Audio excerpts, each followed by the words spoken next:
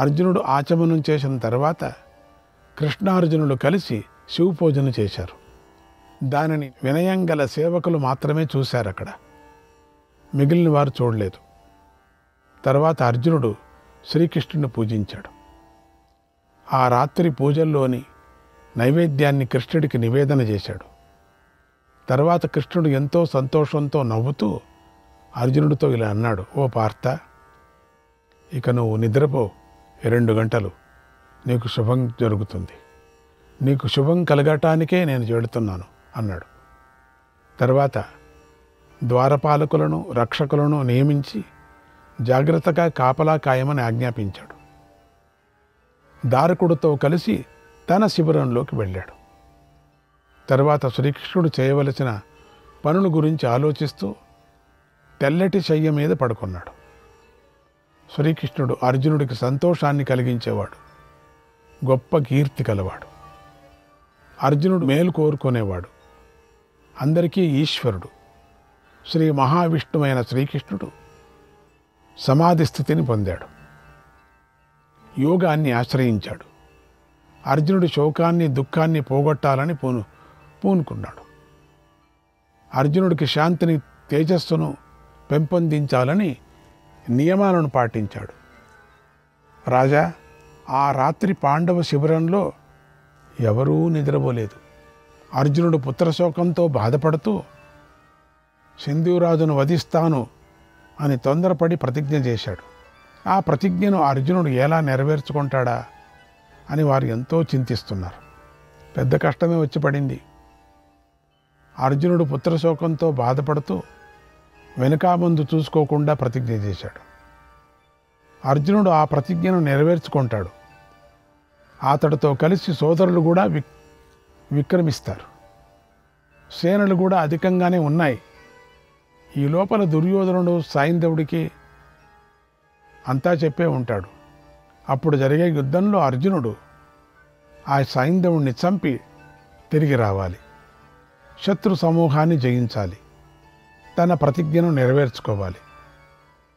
అర్జునుడు రేపు కనుక సింధురాజును చంపకపోతే అతడు అగ్నిలోకి ప్రవేశిస్తాడు.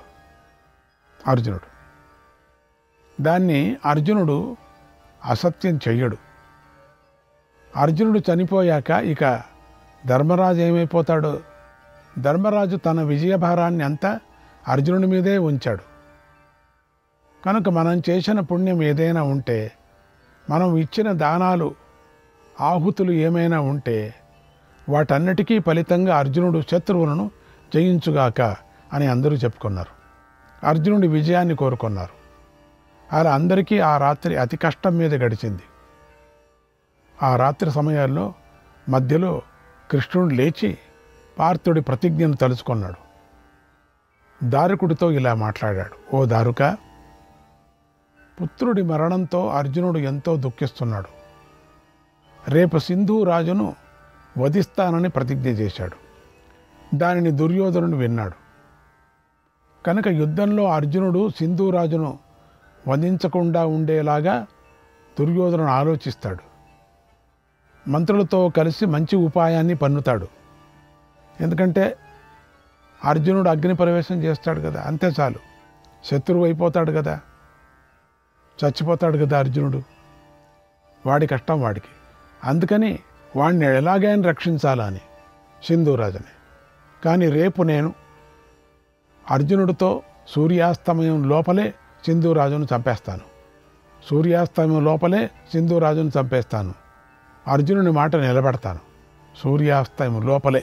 నహిదార న మిత్రాణి జ్ఞాతయో నచ బాంధవాగ జ్ఞాతయో నచ బాంధవాగ కచ్చిదన్యక ప్రియతరగ కచ్చిదన్యక ప్రియతరగ కుంతీపుత్రాన్ మమార్జునాత్ కుంతీపుత్రాన్ మమార్జునాత్.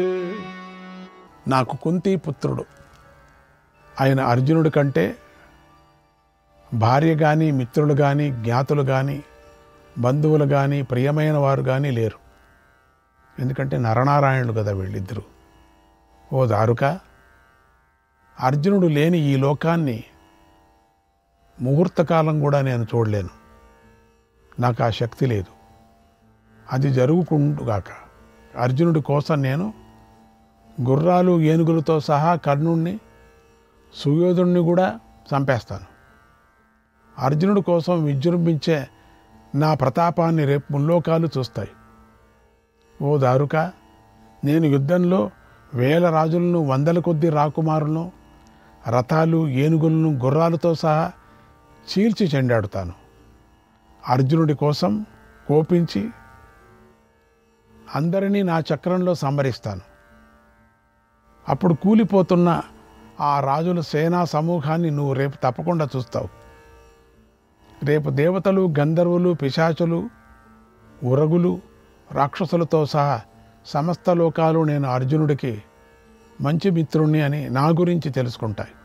యస్తం ద్వేష్టి సమాం ద్వేష్టి, యస్తం ద్వేష్టి సమాం ద్వేష్టి, యస్తం చాను సమామను ఇతి సంకల్ప్యతాం బుద్ధ్యా, ఇతి సంకల్ప్యతాం బుద్ధ్యా శరీరార్థం మమార్జునః, శరీరార్థం మమార్జునః. అతన్ని ద్వేషించేవాడు నన్ను ద్వేషించేవాడే అవుతాడు. అతన్ని అనుసరించేవాడు నన్ను అనుసరించేవాడే అవుతాడు.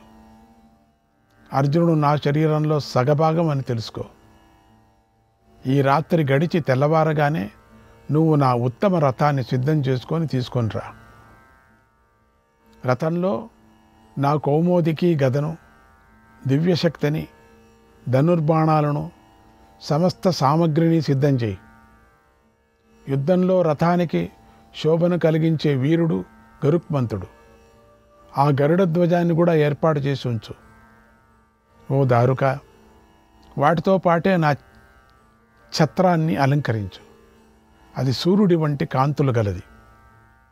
దాని విశ్వకర్మ తయారు చేశాడు. దాన్ని శైబ్య, సుగ్రీవ, మేఘపుష్ప, బలాహకాలు అనేటువంటి గుర్రాలను ఆ రథాన్ని కట్టు.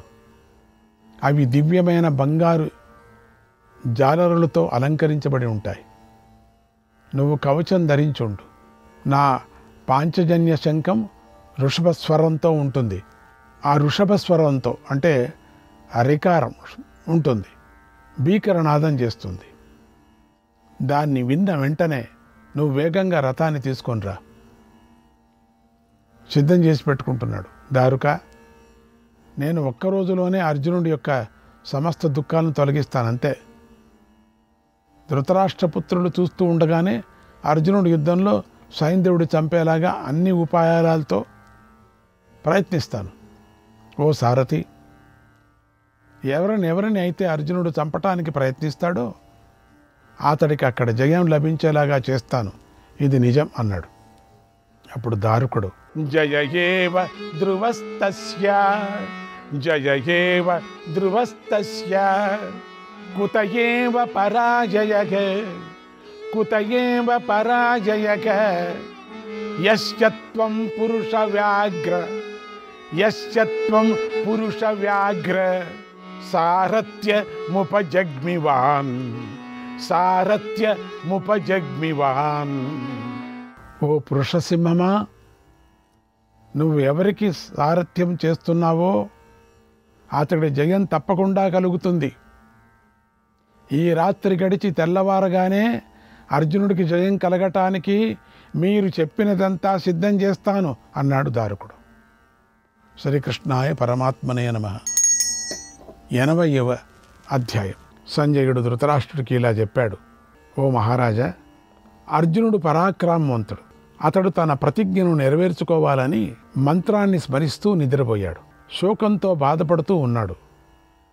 ఆ అర్జునుడికి కలలో గరుక్మంతుడు కనిపించాడు. శ్రీకృష్ణుడు కనిపించాడు. అర్జునుడు సర్వావస్థలలోనూ శ్రీకృష్ణుడి యందు భక్తి కలిగి ఉంటాడు. ఎల్లప్పుడూ ప్రేమతో ఉంటాడు. అందుచేత కృష్ణుడికి ఎదురు వెళ్ళి గౌరవించాడు. కృష్ణుడికి ఆసనం ఇచ్చి నిలబడ్డాడు. కృష్ణుడు కూర్చొని పార్థుడి కోరికను తెలుసుకున్నాడు. నిలబడి ఉన్న అర్జునుడితో ఇలా అన్నాడు, ఓ అర్జున, మనస్సులో బాధపడకు, కాలం జయించరానిది.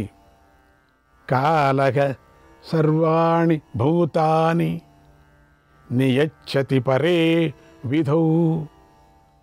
కాలమే ప్రాణులన్నిటికీ నడిపిస్తూ ఉంటుంది, నియమిస్తూ ఉంటుంది. కిమర్థంచ విషాదస్తే, కిమర్థంచ విషాదస్తే తద్బ్రూహి ద్విపదాంవర, తద్బ్రూహి ద్విపదాంవర. నశోచ్యం విదుషాం శ్రేష్ఠ, నశోచ్యం విదుషాం శ్రేష్ఠ. శోకః కార్య వినాశనః, శోకః కార్య వినాశనః. ఓ రాజా, నువ్వెందుకు విచారిస్తున్నావో అది చెప్పు. ఉత్తముడా, పండితులు శోకించకూడదు. శోకం పనిని నాశనం చేస్తుంది. ఓ అర్జున, దేనివల్ల పని జరుగుతుందో ఆ కర్మతో పని చేయి. ప్రయత్నం చేయని వాడికి అతడి శోకమే అతడికి శత్రువు అయిపోతుంది. శోచన్ నందయతే శత్రూన్ కర్షయత్యపి బాంధవాన్ క్షీయతే చ నరతస్తస్మాత్ నత్వం శోచితుమర్హసి, నత్వం శోచితుమర్హసి. శోకం శత్రువులకు ఆనందాన్ని కలిగిస్తుంది, బంధువులకు బాధను కలిగిస్తుంది. దానివల్ల మనిషి కృషించిపోతాడు. కనుక నువ్వు శోకించకు అని అనగానే జ్ఞాని అయిన అర్జునుడు ఇలా అన్నాడు, ఓ కేశవ, పుత్రుణ్ణి చంపిన ఆ పాపాత్ముడిని నేను రేపు చంపుతానని గొప్ప ప్రతిజ్ఞ చేశాను. ఆ ప్రతిజ్ఞను భంగం చేయటానికి ధృతరాష్ట్ర కుమారులందరూ ఆ సైంధవుణ్ణి అందరికంటే వెనుక ఉంచి రక్షిస్తారు. కృష్ణ, అప్పుడు ఆ 11 అక్షౌహిణులను జయించడం సులభం కాదు. కనుక మాధవ, చావగా మిగిలిన ఈ సైనికులు మహారథులు చుట్టూ చేరి ఉండగా ఆ సైంధవుడు ఎలా కనిపిస్తాడు? అది సాధ్యపడుతుందా? మనకతడు కనిపిస్తాడా? కేశవ, నా ప్రతిజ్ఞ నెరవేరుతుందా? నెరవేరకపోతే నా వంటి వాడు ఎలా జీవిస్తాడు? జీవించలేడు. ఓ వీరుడా, కష్టసాధ్యమైన నా కోరిక, ఈ కోరిక తీరదు. సూర్యుడు కూడా వేగంగా పయనిస్తున్నాడు, కనుక నేను జీవించను. ఇది నా నిర్ణయం అన్నాడు. అప్పుడు శ్రీకృష్ణుడు ఆ శోక కారణాన్ని విని నీటిని చేతిలో తాకాడు. తూర్పు దిక్కు వైపు తిరిగి కూర్చున్నాడు. ఆ తర్వాత అర్జునుడి మేలును కోరుకున్నాడు. సైంధవుడి వధ విషయంలో ఇలా అన్నాడు, ఓ అర్జున, పాశుపతమనే సనాతనమైన ఒక పరమాస్త్రం ఉంది. మహాదేవుడు దానితోనే యుద్ధంలో సకల దైత్యులను చంపేశాడు. అది నీకు ఈరోజు తెలిసి ఉండాలి. తెలిసి ఉంటే దాంతో నువ్వు రేపు సింధురాజును నువ్వు చంపగలవు. తెలియకపోతే ఇప్పుడే మనస్సులో శివుణ్ణి శరణు పొందు. ఆ దేవుణ్ణి మనస్సులోనే ధ్యానిస్తూ స్మరిస్తూ కూర్చో. అప్పుడు శివానుగ్రహం వలన నువ్వు ఆ మహా అస్త్రాన్ని పొందుతావు అని అన్నాడు. ఆ మాటలు విని అర్జునుడు వెంటనే నీటిని తాకాడు. భూమి మీద కూర్చున్నాడు. మనసును ఏకాగ్రం చేశాడు. శివుణ్ణి ప్రార్థించాడు. తర్వాత బ్రాహ్మీ ముహూర్తంలో ధ్యానంలో ఉన్న అర్జునుడు తాను కృష్ణుడితో కలిసి ఆకాశంలో వెళుతున్నట్లుగా చూశాడు. పవిత్రమైన హిమాలయ పర్వతానికి చేరాడు. ఆ పర్వతం తేజస్సుతో వెలిగిపోతుంది. అక్కడ సిద్ధ చారణరులు మణిమంత పర్వతాన్ని సేవిస్తున్నారు. వారిని అర్జునుడు చూశాడు. ఆ సమయంలో అర్జునుడు కృష్ణుడితో కలిసి వాయువేగంతో ఆకాశంలో వెళుతున్నాడు. అప్పుడు కృష్ణుడు అర్జునుడు కుడి చేతిని పట్టుకొని ఉన్నాడు. అర్జునుడు దారిలో అనేక విశేషాలను చూస్తూ ఉత్తర దిక్కున ఉన్న శ్వేత పర్వతాన్ని దర్శించాడు. తర్వాత కుబేరుని ఉద్యానవనంలో పద్మాలతో అలంకరించబడి ఉన్న సరోవరాన్ని చూశాడు. తర్వాత అంతులేని జలరాశులతో ఉన్నది, నదులలో శ్రేష్టమైనదైనటువంటి గంగాదేవిని చూశాడు. ఆ సరోవరం తీరం స్ఫటికమణులతో ఎంతో అందంగా ఉంది. అక్కడి చెట్లు పూలలతో పండ్లతో విరాజిల్లుతూ ఉన్నాయి. ఆ ప్రాంతం సింహాలు పులులతో నానా మృగాలతో నిండి ఉంది. అక్కడ అందమైన పవిత్రమైన ఆశ్రమాలు ఉన్నాయి. సుందరమైన ప్రదేశాలతో కిన్నరులు గీతానాదాలు వినిపిస్తున్నాయి. వారిని అర్జునుడు చూశాడు. అక్కడ బంగారు వెండి శిఖరాలు ఉన్నాయి. రకరకాల ఔషధాలతో అవి ప్రకాశిస్తున్నాయి. అక్కడ మందార వృక్షాలు బాగా పుష్పించి శోభిస్తూ ఉన్నాయి. తర్వాత నునుపుగా కాటక ముద్దలాగా ఉన్న కాల పర్వతాన్ని చూశాడు. బ్రహ్మతుంగం మొదలైన నదులను ఇంకా జనపదాలను కూడా దారిలో చూశాడు. తర్వాత అర్జునుడు ఎత్తైన శతశృంగ పర్వతాన్ని, శర్యాతి ఆశ్రమాన్ని, పవిత్రమైన అశ్వశిరహ స్థానాన్ని, అథర్వణ ముని స్థానాన్ని చూశాడు. అర్జునుడు ఎంత చూస్తున్నాడు. మనం ఒకసారి చెప్పుకున్నాం. ఇది మీకే జ్ఞాపకం పెట్టుకోవాలి. మహాభారతంలో చెప్పుకున్నాం. మీరు బాగా వినింటే అది జ్ఞాపకం ఉంటుంది మీకు. ఇవన్నీ ఒకసారి చెప్పుకున్నాం. ఇప్పుడు మళ్ళీ స్వప్నంలో కనపడుతూ ఉన్నది. కానీ అప్పుడు అర్జునుడు లేడు. జ్ఞాపకం పెట్టుకోండి. అర్జునుడు ఎక్కడున్నాడు అప్పుడు? ఇంద్రలోకానికి వెళ్ళాడు. మిగతా వాళ్ళందరూ చూశారు. ఇప్పుడు అర్జునుడు స్వప్నంలో చూపిస్తున్నాడు. చూడండి, వేదవ్యాసుడు ఈరోజు చూపిస్తున్నారు ఆయనకి వృషధ్వంస పర్వత రాజ్యాన్ని, అప్సరసలతో నిండి కిన్నరుల చేత శోభిస్తూ ఉన్నటువంటి మందరాచలాన్ని కూడా చూశారు. వాళ్ళు ప్రత్యక్షంగా చూశారు. మిగతా వాళ్ళు కృష్ణుడితో కలిసి వెళుతూ అర్జునుడు స్వచ్ఛమైన శలయేరులు ప్రవహిస్తున్న భూమిని చూశాడు. కానీ అప్పుడు కృష్ణుడు లేడు వాళ్లకు. ఇదే ఇక్కడ ఈయనకు అదృష్టం. అది వెన్నెలలో స్పష్టంగా ప్రకాశిస్తున్నది. అనేక రత్నాలకు నిలయమైన సముద్రాలు అద్భుతమైనటువంటి ఆకారాలతో కనిపించాయి. అర్జునుడు ఆకాశాన్ని, అంతరిక్షాన్ని, భూమిని కూడా చూసి ఆశ్చర్యపోయాడు. విడిచిన బాణంలాగా వేగంగా కృష్ణుడితో కలిసి ముందుకు వెళ్ళాడు. అర్జునుడికి వెలుగుతూ ఉన్నటువంటి ఒక పర్వతం కనిపించింది. అది గ్రహ నక్షత్రాలతోనూ చంద్ర సూర్యాగ్నులతోనూ సమానమైన కాంతితోనూ ప్రకాశిస్తుంది. అర్జునుడు కృష్ణుడితో కలిసి ఆ కొండ మీదకు చేరుకున్నాడు. దాని శిఖరంపై శివుడు ఎల్లప్పుడూ తపస్సు చేస్తూ నివసిస్తున్నాడు. ఆయనను అర్జునుడు కృష్ణుడితో కలిసి దర్శించాడు. సహస్రమివ సూర్యాణం సహస్రమివ సూర్యాణం దీప్యమానం స్వతేజస శూలినం జటిలం గౌరం వల్కలాజిన వాససం వల్కలాజిన వాససం. శివుడు తన కాంతితో వేల సూర్యులలాగా ప్రకాశిస్తున్నాడు. శూలం ధరించి ఉన్నాడు. ఆయన తలపై జటలు ఉన్నాయి. ఆయన నారలు, చర్మము, వస్త్రాలు ధరించి ఉన్నాడు. ఆయన తెల్లని రంగుతో శోభిస్తూ ఉన్నాడు. ఆ దేవదేవుడు సహస్ర నయనాలతోనూ మహా తేజస్సుతోనూ చిత్రమైన శరీరంతోనూ పార్వతీదేవితోనూ వెలిగిపోతున్నటువంటి భూతగణాలతోనూ కలిసి ఉన్నాడు.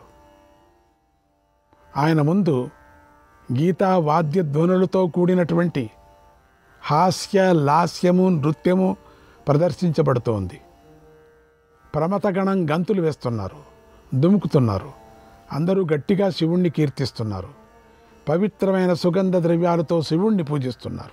శ్రీకృష్ణాయ పరమాత్మనే నమః.